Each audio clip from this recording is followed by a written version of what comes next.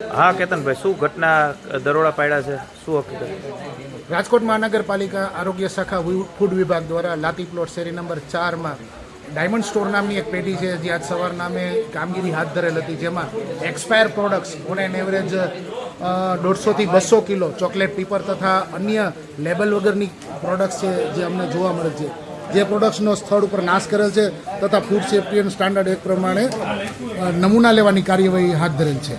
આમાં કઈ રીતના ફેરફાર હતો જોવા મળે? અમુક વસ્તુ છે જે આપ જોઈ શકો છો તે પ્રમાણે આ બધી પ્રોડક્ટ્સ છે એક્સપાયરી હતી, એઝ વેલ એઝ જે ઇન્જેક્શન અને અગરબત્તી જેવા જે બધી પ્રોડક્ટ્સ છે જે મેડ ઇન ચાઇનાની પ્રોડક્ટ્સ છે, જેની ઉપર કોઈ પણ જાતનું લેબલિંગ નહોતું, અને એ પ્રોડક્ટ્સના અમે સ્થળ ઉપર નાશ કરેલ છે.